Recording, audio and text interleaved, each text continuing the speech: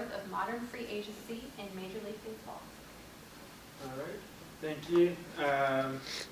My name again is Ethan Winter, and my research is on how the Curt Flood case affected the start of free agency in Major League Baseball. My thesis statement is that the Curt Flood case created a domino effect that led to the Andy Messersmith and Dave McNally case, which we'll get into a little bit briefly later on, which with the ruling of that arbitration case provided the framework for modern free agency in Major League Baseball. So in order to understand the Curt Flood case, we need to understand what the reserve clause is.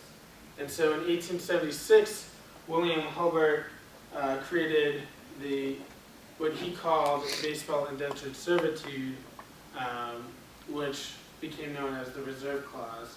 And what the reserve clause did was that it severely limited the player movement in Major League Baseball, and both the American and National League agreed to this collusion conspiracy, and eventually all the players became reserved. And the only way that a player could move to a different team was whether they were either cut outright or traded. But once the player's contract ran out, the team could put that player on the reserve clause, which renewed their contract for 1 year.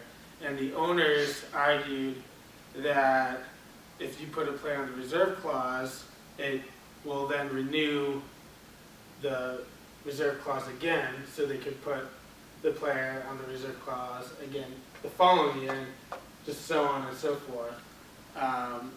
Basically, the owners could put any one player on the reserve clause as many times as they want.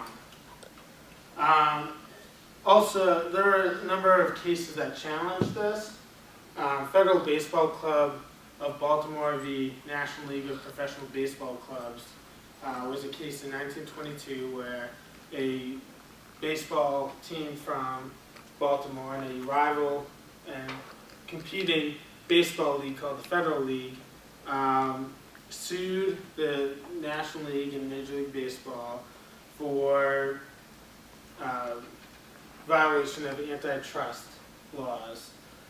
They accused the National League of stealing other players from the Federal League, and eventually all the teams in the Federal League didn't have any players, so it destroyed the league.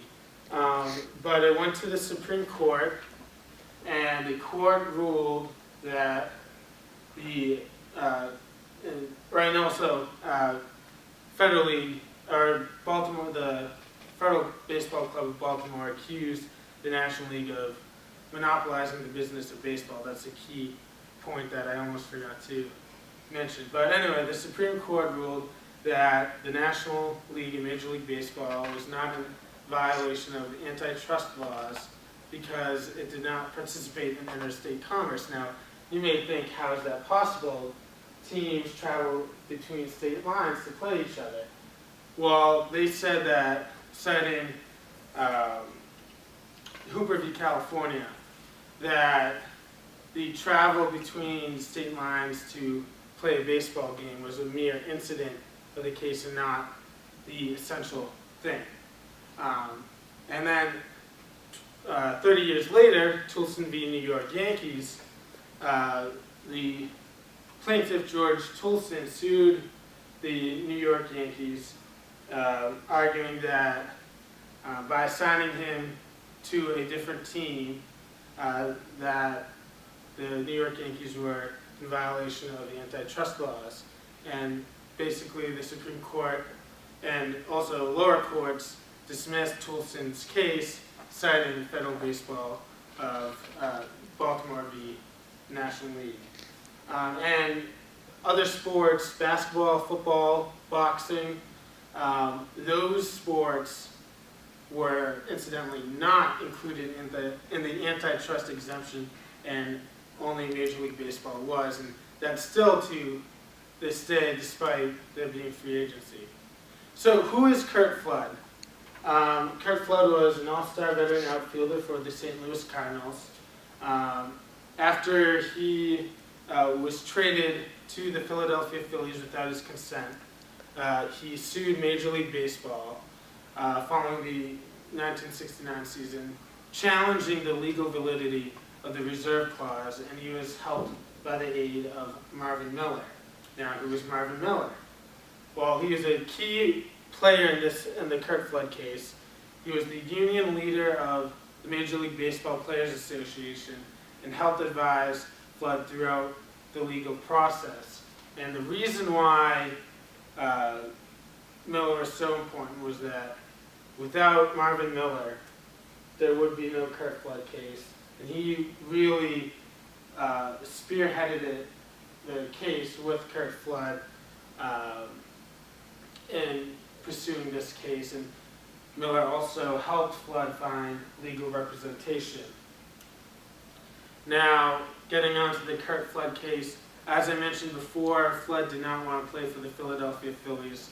And since he was African American, he was sensitive to racial prejudices in Philadelphia, not known for their passionate and sometimes derogatory sports fans, was not a big fan of playing in a city with such fans. And so he wrote a letter under the guide of Marvin Miller to Major League Commissioner Bowie Kuhn, asking him to grant Flood free agency, and Kuhn denied. And in Flood's letter to Kuhn, he said, "I'm a human being. I'm not a piece of property. I'm not a consignment of goods." And with Flood being African American, he's also very cognizant of any racial undertones and connections to slavery. And his lawyer likened Flood to a high-priced slave. And so this case went all the way to the Supreme Court. The Supreme Court ruled in favor of Major League Baseball by ruling for positive inaction. And what that meant was that the Supreme Court wasn't going to make a ruling on the validity of the legal validity of the reserve clause. If there's going to be change, it would have to be through the legislature. So Flood's argument was that in any other profession, an individual can choose who and where they want to work for and for what salary. So why should Major League Baseball be different? And as I mentioned before, in baseball, under the reserve clause, you could not do that. You could not choose who you wanted to play for once your contract ran out. The team either traded you, cut you, or kept you by putting you on the reserve clause. You could not negotiate a new contract. So even though Curt Flood lost his case, it still was significant because it created a domino effect. Marvin Miller, who worked very closely on the Curt Flood case and with Curt Flood, realized that if change was going to happen, it could not be through the Supreme Court.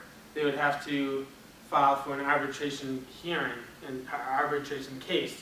And so Andy Messersmith and Dave McNally, Messersmith and the Dodgers was a pitcher for the Los Angeles Dodgers, and McNally, who's in the Orioles hat, at the time of this case happening, the Messersmith v. Kansas City Royals baseball club, which included all the 30, or not 30 at that time, but all the clubs in Major League Baseball.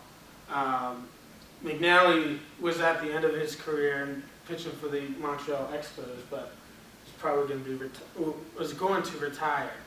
But anyway, so Messersmith and McNally, they went through this whole arbitration hearing, stating their case, arguing that if a player is put on the reserve clause, it does not mean that the team could put the player on the reserve clause the following season again and again. And I mentioned the owner's argument before that. So the arbitrator ruled in favor of Messerschmitt and McNally. The owners appealed, and they ended up losing.